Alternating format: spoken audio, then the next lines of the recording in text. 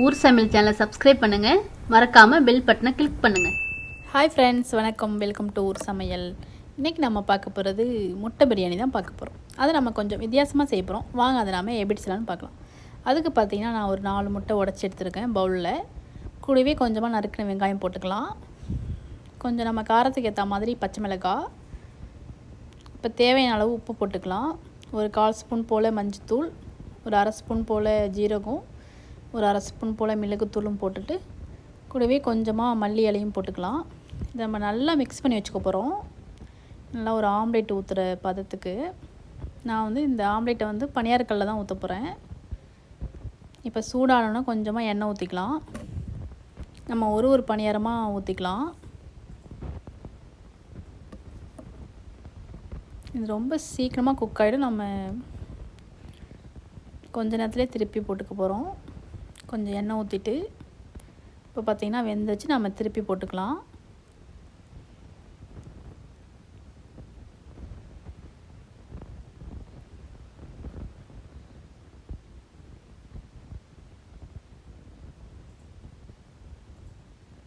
இப்போ எல்லாத்தையுமே திருப்பி போட்டாச்சு. நாம் இப்போ வெந்துருச்சு.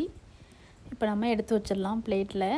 இதே மாதிரி எல்லா மிக்ஸையும் நம்ம இந்த மாதிரி பணியாரமாக ஊற்றி ரெடி பண்ணி வச்சுக்கலாம். நான் இன்றைக்கி பிரியாணி குக்கரில் தான் செய்ய போகிறேன். அடுப்பில் ஒரு குக்கர் வச்சுருக்கேன். நல்லா காஞ்சிருச்சு. கொஞ்சமாக எண்ணெய் ஊற்றிக்கலாம், ஒரு 5 ஸ்பூன் போல். கூடவே 1 ஸ்பூன் போல் நெய்யும் ஊற்றிருக்கேன்.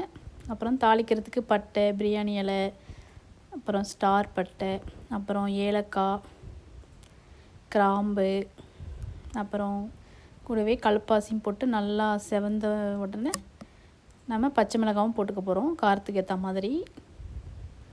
அடுத்ததாக கட் பண்ணி வச்சுருந்த ஒரு வெங்காயம், இது எல்லாமே போட்டு நம்ம நல்லா வதக்கிக்க போகிறோம்.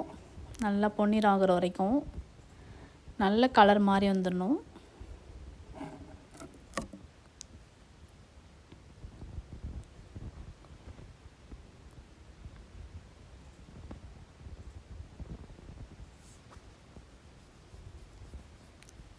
நல்லா இப்போ பொன்னிறம் ஆயிடுச்சு. இந்த நேரத்தில் ஒரு 2 ஸ்பூன் அளவுக்கு இஞ்சி பூண்டு பேஸ்ட்டும் போட்டுக்கலாம். நம்ம இதோட பச்சை வாசம் போகிற வரைக்கும் நல்லா வதக்கி விட்டுக்கலாம்.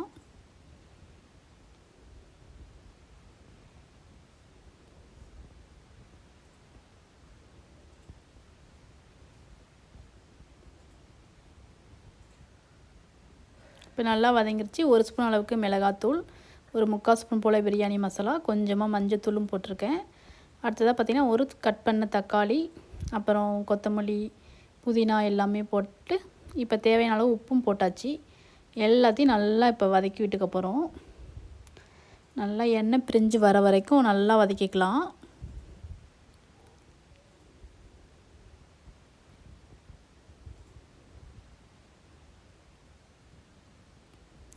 இப்போ நல்லா வதங்கி வந்துருச்சு, எண்ணெயும் பிரிஞ்சிருச்சு. இந்த நேரத்தில் 2 ஸ்பூன் அளவுக்கு தயிரும் போட்டிருக்கேன்.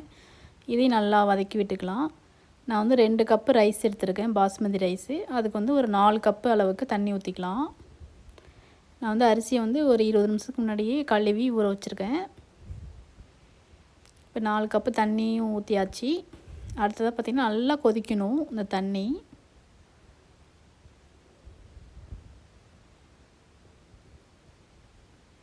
நான் சுடு தண்ணி தான் ஊற்றுறேன், ஈஸியாக கொதிச்சிடும். அதனால் நம்ம கொதிக்கிற வரைக்கும் கொஞ்சம் நேரம் வெயிட் பண்ணலாம்.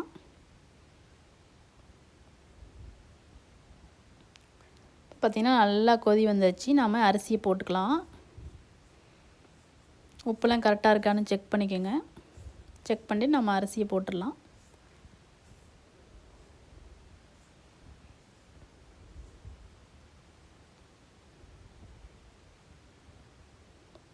நம்ம இப்போ ஓப்பன் பண்ணியே வேக வச்சுக்கலாம் கொஞ்ச நேரம்.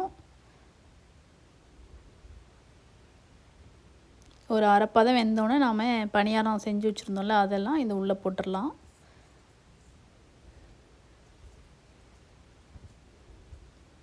இப்போ பார்த்திங்கன்னா கொஞ்சம் நல்லா கொதிச்சிருச்சு. ஒரு அரை வேக்காடு அரிசி நல்லா வெந்துருச்சு. இந்த நேரத்தில் நாம் பணியாரத்தை உள்ளே சேர்த்துக்கலாம்.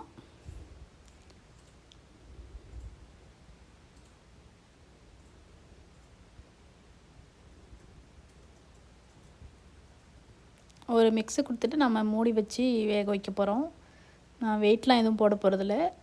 அப்படியே ஒரு 20 நிமிஷம் அப்படியே வச்சுக்கலாம். அடுப்பை சிம்மில் வச்சுட்டு 20 நிமிஷத்துக்கு அப்புறம் ஓப்பன் பண்ணி பார்த்தா நம்மளோட சூப்பரான பிரியாணி செம்மையாக ரெடி ஆகிடுச்சு பாருங்கள். செம்ம வாசமாக இருக்குது. ஒரு வித்தியாசமாக இருக்கும், டேஸ்ட்டும் நல்லாயிருக்கும்.